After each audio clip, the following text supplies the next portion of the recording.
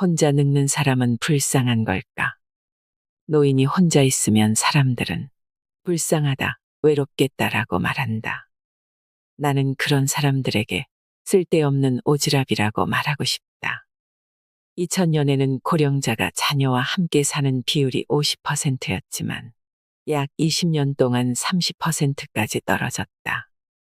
부부 가구의 비율은 33%로 고령자 가구의 독거 비율을 합하면 50%를 넘는다.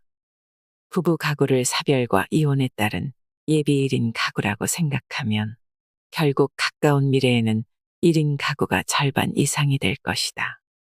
가장 크게 바뀐 것은 부부 중 한쪽이 사망하여 혼자가 되어도 자녀와 함께 살지 않고 혼자 사는 사람이 늘었다는 점이다. 나는 부모를 혼자 둔다고 비난받은 자녀가 부모에게 같이 살자고 요청하는 것을 악마의 속삭임이라고 표현한다. 이제는 그런 악마의 속삭임을 입에 담는 자녀도 그것을 받아들이는 부모도 줄어들었다. 세대 간의 가구 분리가 완전히 자리를 잡았다. 왜냐고?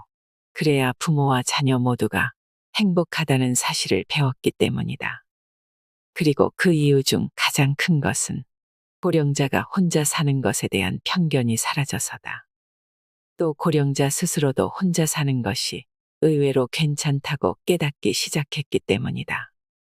사실 우리는 모두 인생에서 일시적인 시간 동안만 가족으로 함께 산다. 그 시기가 지나면 모두 다 똑같은 싱글이다.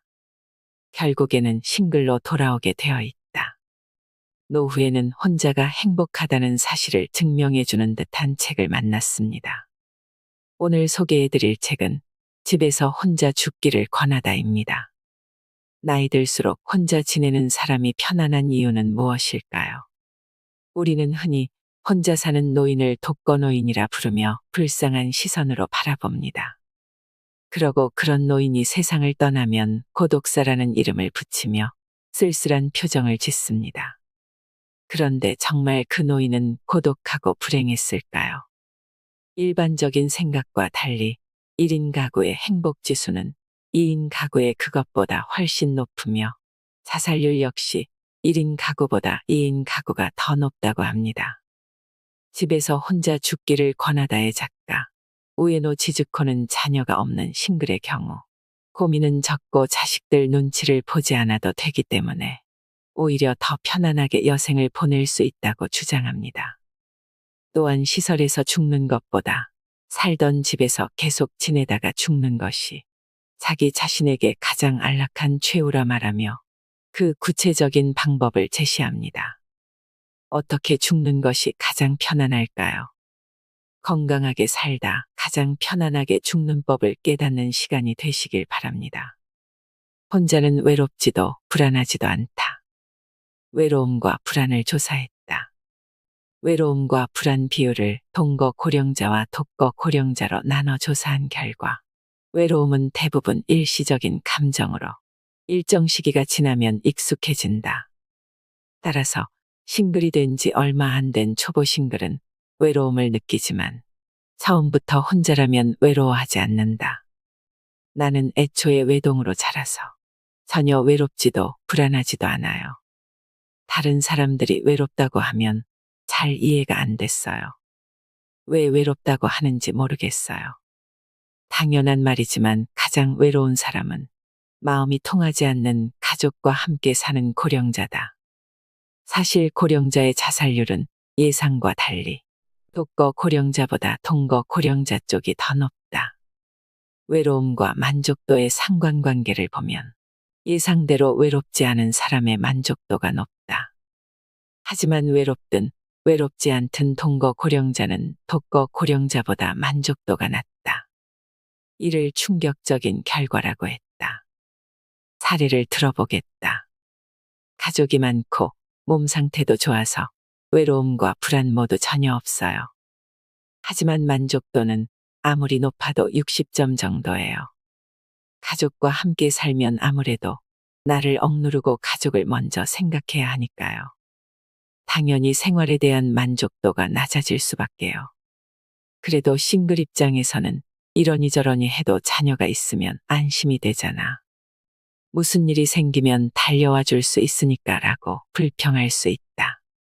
하지만 자녀가 있는 사람, 없는 사람, 가까이에 사는 사람, 멀리 사는 사람으로 나눠 만족도와 고민, 외로움, 불안을 비교했다. 그런데 세상에 자녀가 없는 싱글의 만족도가 가장 높은 데다가 고민은 적고 외로움과 불안도 더 낮았다. 자녀가 가까이에 사는 사람이 멀리 사는 사람보다 고민이 더 많았는데 역시 눈앞에 안 보이면 일단 잊고 살 수 있는 게 맞는 말 같다. 한편 자녀가 멀리 사는 사람이 가까이에 사는 사람보다 불안이 높은 것은 그럴 만하다. 처음부터 자녀 없이 살면 특별히 외롭다고 느끼지 않는다. 조사 결과를 정리하면 이렇게 말할 수 있다. 만족스러운 노후의 3가지 조건. 나는 그동안 살던 집에서 계속 살기. 돈 부자보다 사람 부자 되기. 타인에게 신세 지지 않고 자유롭게 살기. 이상 3가지를 추구하며 살았다. 시설에 들어가는 것은 권하지 않았다.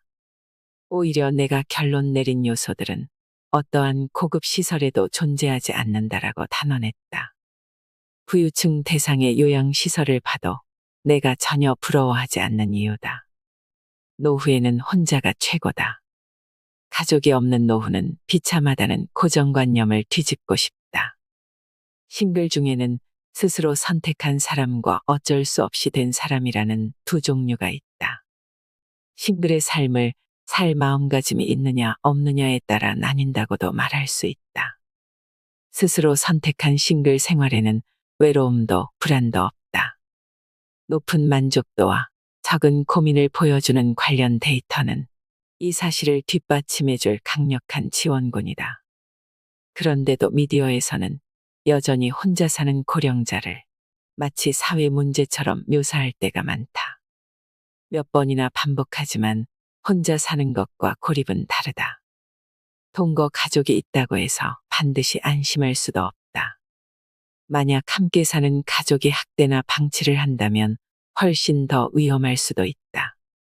케어 매니저가 알려준 처우 곤란 사례에는 가족과 동거 중이라 간병보험을 이용하지 못하거나 아예 집에 들어가지 못하는 경우가 나온다. 케어 매니저는 이럴 때면 따로 살면 좋을 텐데라고 한탄한다. 오히려 1인 가구면 돌봄을 위해 개입하는 게 훨씬 수월하기 때문이다. 부모와 자녀 세대를 분리할 때는 노인을 집에서 빼내는 게 아니라 젊은 사람이 나오는 게 도리다. 젊은 사람은 환경 변화에 적응하기 쉽고 애초에 집도 부모 집일 테니 말이다. 자신 명의의 집에서 나와야 하는 것은 말이 안 된다. 사례를 들어보자. 오랫동안 해외에서 살던 딸이 중년이 되자 엄마의 노후가 걱정된다며 혼자 사는 어머니의 집으로 돌아왔다. 며칠이 지나자 딸이 엄마가 이상하다. 시설에 보내드려야 할 것 같다며 나를 찾아왔다. 나는 딸의 얼굴을 똑바로 보며 당신이 나가세요라고 조언했다. 결국 딸은 근처의 아파트를 빌려 따로 살기 시작했다.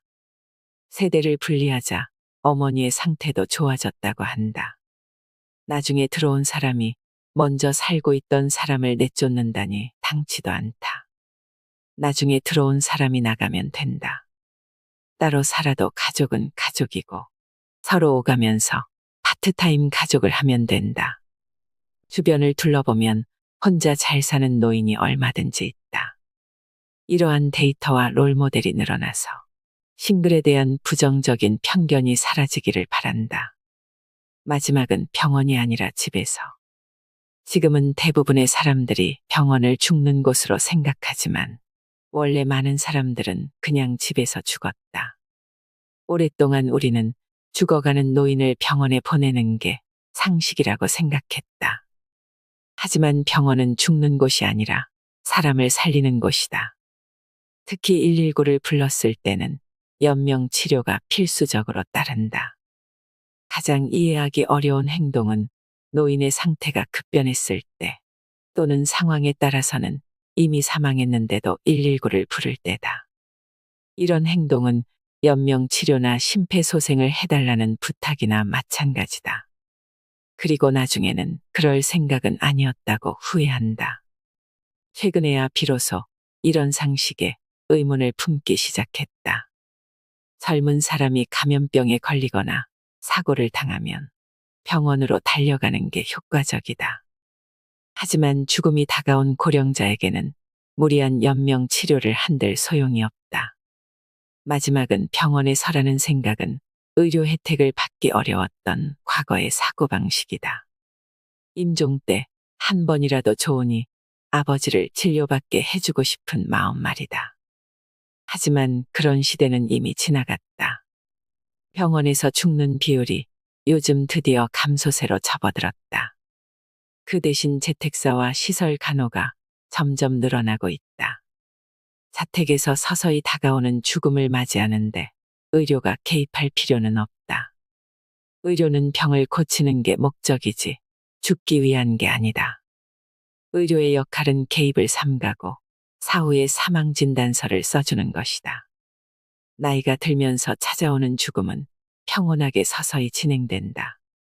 의료진이나 간병인이 슬슬 때가 됐네요라고 하면 그 예측은 거의 맞다. 병원에서 30년 이상 응급의료를 하고 있는 의사와 대담을 한 적이 있다. 그는 최근 응급의료 현장의 급격한 변화로 119에 실려오는 고령자가 늘어났다고 한다. 이런 고령자는 며칠에서 몇 주간 연명 치료를 하면서 생명을 연장하는데 그는 이런 치료가 꼭 필요한지 확신이 서지 않는다고 했다. 섣부른 연명 치료 때문에 나중에 환자 가족에게 원망을 듣는 일도 있다고 했다. 노인의 상태가 위급해 보이면 반드시 119를 불러야 할까? 노인의 상태가 위급해 보이거나 죽어가는 현장을 발견했을 때 어떻게 하는 게 좋을까? 우리 모두가 한번 생각해 볼 일이다. 시설에서 죽기를 원하는 노인은 없다. 병원에서 행복한 노인은 없다. 독자 중에도 마지막은 병원이나 시설에서 죽을 거라고 굳게 믿는 사람이 있을 것이다.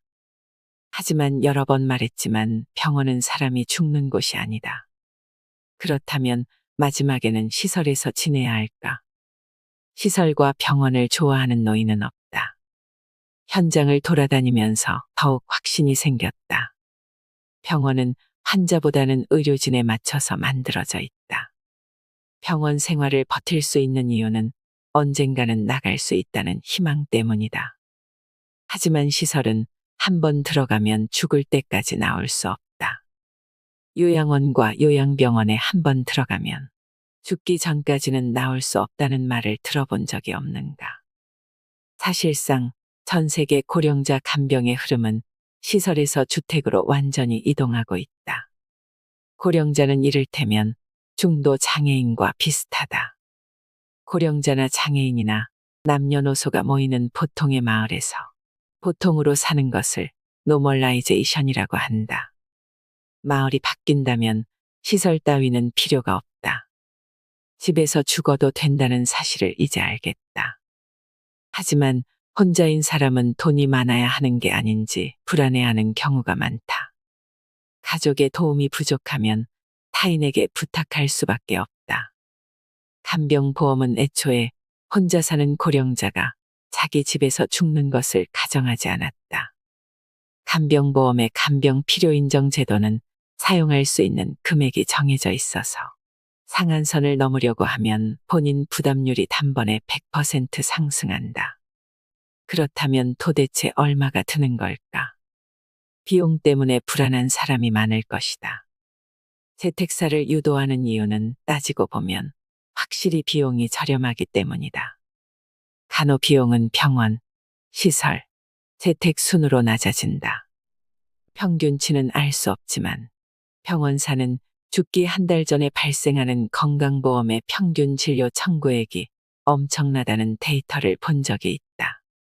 고령자는 고령 의료비 감면 제도가 있어서 본인 부담이 줄어들지만 여기에 병실 비용이 붙는다. 임종을 앞둔 환자는 다른 환자와 함께 두면 심리적으로 좋지 않다고 하여 말기 환자는 1인실로 옮기기도 한다. 또한 가족이 모여 마음껏 슬퍼하기 위해서도 임종은 1인실에서 맞는 게 일반적이다. 병원의 1인실 비용은 도심 호텔 정도의 가격이라서 죽어가는 노인이 1인실에서 며칠을 보내면 가족의 부담도 무거워진다. 운이 좋아서 호스피스 병동에 입원한다고 해도 기본적으로 호스피스는 1인실이 원칙이고 하루 비용도 부담스럽다. 만약 양보해서 비용이 비슷한 수준이라고 해도 자기 집에 있는 편이 훨씬 행복하다. 혼자 사는 사람이라면 집 전체가 1인실이니까 말이다. 무엇보다 월세를 낼 필요가 없는 소유자가 굳이 임대료를 내면서 시설에 들어가야 할 필요가 없다. 그 돈을 본인 재택 간병 부담 서비스에 쓴다면 좀 더 훌륭한 케어를 받을 수 있다. 재택사 이야기를 꺼내면 반드시 천정부지로 솟는 비용을 걱정하는 사람들이 있다. 이런 사람들은 임종을 앞둔 고령자에게 누군가가 24시간 꼭 붙어 있어야 한다고 생각한다. 실제로는 임종기라 하더라도 병원과 시설 모두 누군가가 24시간 옆을 지키지 않는다. 몇 시간 간격으로 회진을 돌 뿐이다. 그렇다면 집에서 정기적인 방문 서비스를 받는 것과 다를 게 없다. 병원에 있으면 항시 모니터를 통해 상태 체크는 해주겠지만 어차피 알람이 울려야 간호사가 달려온다. 교대 시간마다 간호사가 바뀌며 시시각각 바쁘게 움직이는 현장에서 모니터에 연결된 상태로 죽는 경우도 있다. 이를 병원 내 고독사라고 부른다.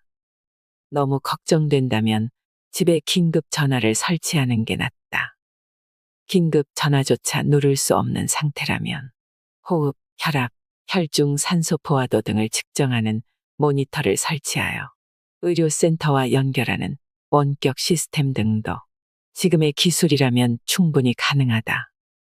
혼자 살며 상속인이 없는 고령자는 사후에 꽤 많은 금액의 자산을 남긴다.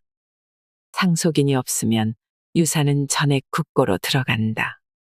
어차피 그렇게 될 돈이라면 살아있을 때 제대로 쓰는 게 낫다. 낡은 집이든 쓰레기 집이든 마지막까지 익숙한 자기 집에서 생활하는 것만큼 행복한 일은 없다. 예전에는 시설이든 방문이든 간호를 두려워하거나 충격을 받는 간병인을 배려해야 했다. 그래서 임종기 노인에게 베테랑을 배치하거나 직원 수당을 올려주는 등의 노력을 했다. 하지만 현장의 경험치가 올라가면서 고령자의 죽음은 평온하고 서서히 진행된다는 사실을 알게 되었다. 의사가 죽는데 의사는 필요 없다는 내용의 책을 썼듯이 죽는데 의사는 필요 없다. 의사는 죽음 이후 사망진단서를 쓸 때 필요할 뿐이다. 주치의가 방문 진료를 하고 있었다면 의사가 입회하지 않고도 사망진단서를 써줄 수 있다. 최근에는 현장에서 이런 이야기를 들었다. 죽는 순간 의사는 필요 없어요. 저희 간호사만으로 충분합니다. 또 간병인도 이제는 경험이 늘어서 이런 말을 한다. 죽는 순간 의사도 간호사도 필요 없어요. 저희 간병인만으로 충분합니다. 생각해보면 예전에는 의료인도 전문 간병인도 아닌 가족이 간병을 도맡았으니 말이 안 되는 것도 아니다. 간병인이 재택 간호를 꺼린다던 말은 이미 옛말이다. 수많은 경험을 쌓은 전문가들이 재택 간호는 평온하다고 자신있게 말한다.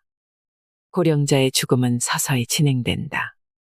간병인은 평소 노인의 일상을 지켜보기 때문에 그때가 슬슬 오고 있다는 사실을 알아챈다. 떨어져 있는 가족에게 상복을 준비해오라고 말해줄 수도 있다. 그러니 혼자서 죽고 싶지 않고 누군가가 지켜볼 때 죽고 싶다면 그게 불가능한 일은 아니다. 하지만 나처럼 평소에는 혼자 지내던 사람이 임종 때만 친족에게 둘러싸인다고 생각하면 너무 부자연스럽다. 가능하면 조용히 가게 해주면 좋겠다. 치매에 걸려도 집에서 혼자 죽을 수 있을까? 재택 간호는 충분히 가능하다. 혼자 살아도 가능하다. 암이라면 더 쉽다라고 말했는데 그것도 다 자기 결정 능력이 있을 때의 이야기다. 만약 자기 결정 능력을 잃게 된다면, 치매는 증세가 심해지면 집에서 돌볼 수 없다. 하물며 혼자 사는 것은 무리고 시설에 들어가는 것을 당연하게 여긴다. 전문가에게 치매여도 집에서 혼자 죽을 수 있을까요? 라고 물으니 아무래도 좀 어렵지 않을까요? 라는 대답이 돌아왔다. 치매를 마주하고 싶지 않은 이유는 우선 치매 고령자가 받는 대우가 얼마나 비참한지 알기 때문이다. 둘째로는 나도 치매에 걸릴지 모른다는 공포심이고, 셋째로는 내가 치매에 편견이 있다는 점이었다. 치매는 아직 그 원인이나 예방법, 치료법이 밝혀지지 않았다. 지금의 치매약은 진행을 늦출 뿐 치료약은 아니다. 또 어떤 이는 나이를 먹는 자연스러운 현상이라고 말하기도 한다. 생각해보면 옛날에는 할아버지가 노망이 났다로 끝났는데 치매라는 진단명이 붙자마자 환자 취급을 받게 되었다. 정신병원은 가족과 시설 모두에 처치 곤란인 환자를 받아주는데, 그럼 치매 환자는 병원에서 어떤 치료를 받을까? 행동심리 증상이라는 문제 행동, 폭언과 폭행, 자신과 타인에 대한 공격성, 환청과 망상, 이식증과 농변 등을 억제하는 수단은 두 가지다. 하나는 신체 구속이나 실내 격리와 같은 물리적 행동 억제다. 또 다른 하나는 향정신성 약물을 투여하는 생리적 행동 억제다.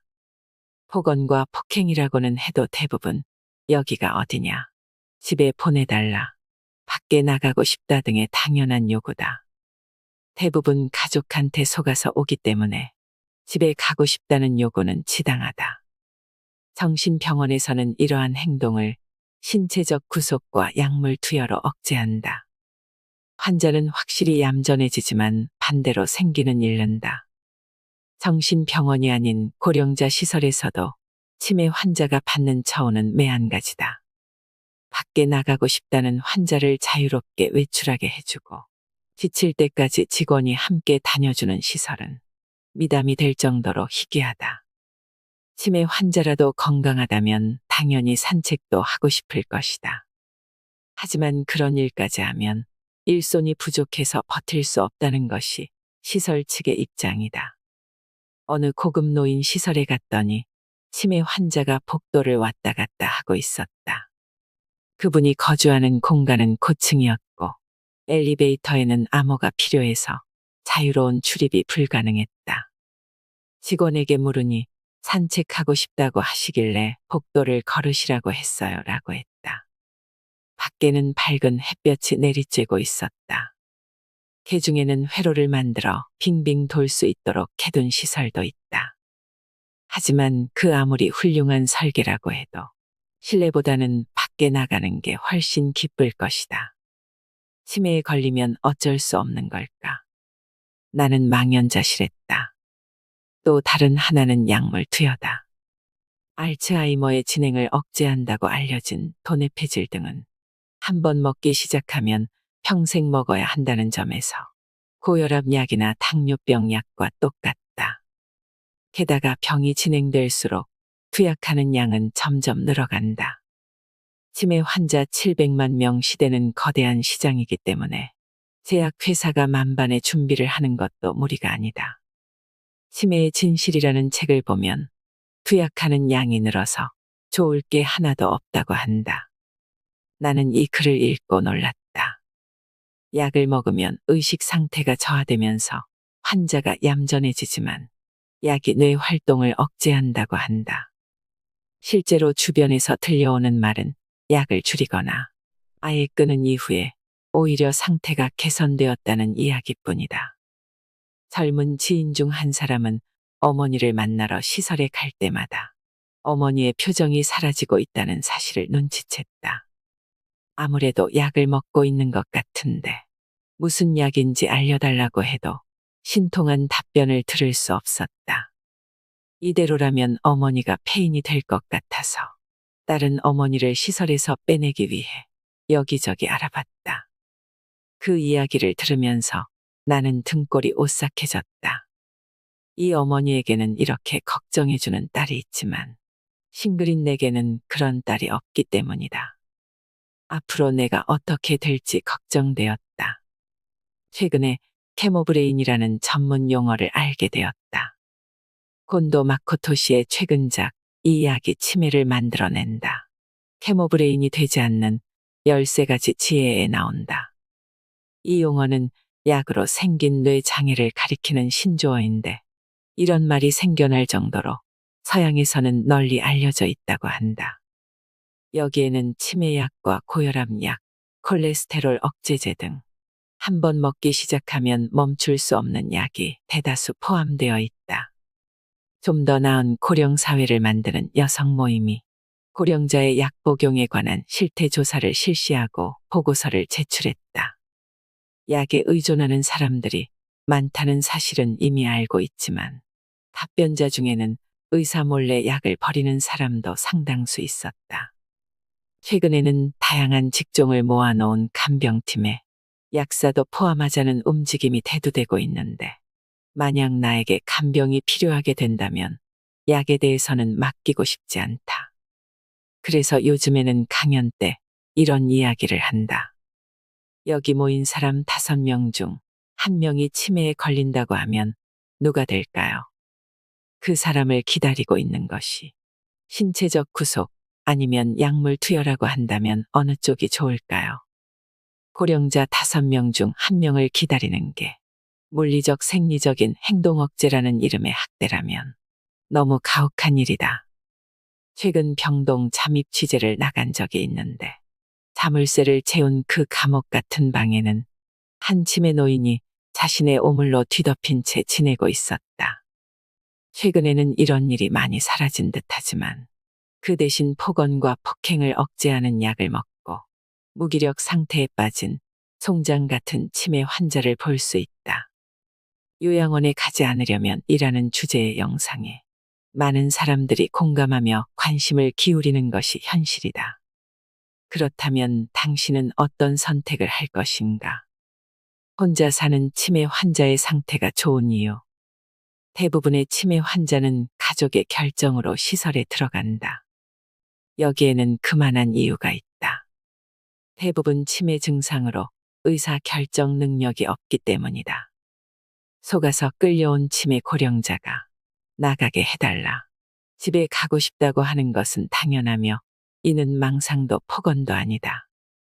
만약 혼자 사는 사람이었다면 어떨까? 약을 사용하지 않는 정신과 의사로 유명한 치매 전문 의사인 타카시 유키오 씨의 조종 이론에 따르면 문제 행동은 모두 조종을 받는데 그 원인을 만드는 누군가가 반드시 주변에 있다고 한다. 그렇다면 혼자 사는 치매 환자는 누군가의 조종이 없는 환경에 있는 것이다. 역학적으로 증명할 수 있을 정도로 사례가 많지는 않지만 타카하시 씨는 자신이 경험한 임상 사례를 통해 혼자 사는 치매 환자의 증상이 가볍다는 인상을 받았다. 확실히 흥분이나 폭력은 적고 간병을 거부하거나 집으로 돌아간다는 망상, 사람을 착각하는 망상, 물건 도난 망상이나 질투 망상 등도 많지 않다고 했다. 그리고 가족과 함께 사는 경우와 달리 혼자 사는 치매 환자는 매일 지적을 받거나 혼나지 않기 때문에 스트레스가 극히 적다고 했다. 그래서 치매 환자가 혼자서 살 수 있냐고. 생활 습관을 유지할 수 없게 되어도 방문 간병인이 있다면 식사와 입욕이 모두 가능하다. 친근한 간병인이 있다면 시설처럼 저항할 일도 없다. 스스로 식사 준비를 할 수 없게 되면 배식 서비스를 부탁하면 된다. 치매 환자도 음식만 제공해주면 혼자서 제대로 먹을 수 있다. 식욕은 삶의 욕구 중 가장 기본이다. 먹을 수 있는 동안은 잘 먹으면서 즐겁게 지내다가 먹는 게 어려워지거나 누워 지내게 되면 그때는 치매가 있든 없든 필요한 간병은 똑같다. 실제로 혼자 사는 치매 고령자가 집에서 임종을 맞는 사례도 점점 늘어나고 있다. 치매는 불편하지만 불행하지는 않다. 조금만 도움을 받으면 혼자서도 살아갈 수 있다. 치매 환자는 무엇을 할 수 있나가 아니라 치매 환자와 무엇을 할 수 있나를 생각해야 한다고 말한다. 즉, 치매에 걸리거나 말거나 함께 울고 웃으면서 가능한 한 많이 웃으면서 살아가면 된다. 맺은 말. 나는 가족이 없어서 혼자 살고 있다. 이제 곧 간병보험 이용자가 될 것이다. 팔팔하게 살다가 어느 날 덜컥 죽는 것은 바랄 일이 아니다. 사람은 천천히 내리막길을 걸어갈 뿐이다. 주변의 많은 노인들을 보면서 나는 그것을 깨달았다. 조만간 움직이지도 먹지도 마시지도 못할 것이다. 그러다가 어느 날 호흡이 멈춘다. 이를 임종이라고 부른다. 혼자 사는 내가 이대로 내리막길을 걸어가다가 어느 날 홀로 집에서 죽을 수는 없을까. 그동안 혼자 살아왔는데 임종이라고 해서 거의 만나지 않던 일가 친척이 전부 모이는 것도 이상하다. 혼자 조용히 죽고 어느 날 그 사실을 발견해도 고독사라 부르지는 않았으면 한다. 간병보험이 생겼을 때는 나를 위한 제도라고 생각했다. 그 이후에도 나는 순조롭게 나이를 먹었고 그 사이에 사회도 변했다. 무엇보다 혼자 사는 고령자가 급속도로 늘어났고 불쌍함의 대명사였던 싱글의 이미지가 완전히 변했다. 최근에 어떤 남성 주간지에서 혼자가 되었을 때 실패하는 이유라는 특집 기사를 발견했다. 그 이유는 자녀와 함께 산다. 손자의 교육비를 내준다. 자녀에게 재산을 다 넘겨준다. 재혼한다였다. 기사를 읽으면서 약 10년 만에 노후의 상식이 이렇게 바뀌다니 감개무량했다. 고작 10년 만에 노후의 상식이 180도 바뀌었다. 자녀와 함께 사는 것이 행복하다 해서 함께 살지 않는 것이 현명하다로 바뀌었다. 혼자 사는 것은 불쌍하다 해서 혼자 사는 것은 편하다로 바뀌었다. 이제는 혼자서 죽는 일만 남았다. 혼자 사는 것은 고립이 아니고 혼자 죽어도 고독사가 아니다. 그래서 재택사라는 새로운 말도 만들었다.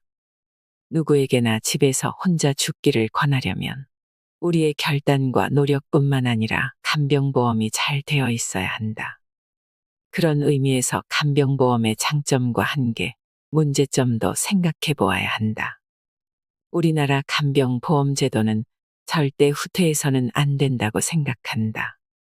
나아갈 길이 멀기 때문이다. 간병보험은 우리 유권자가 만든다.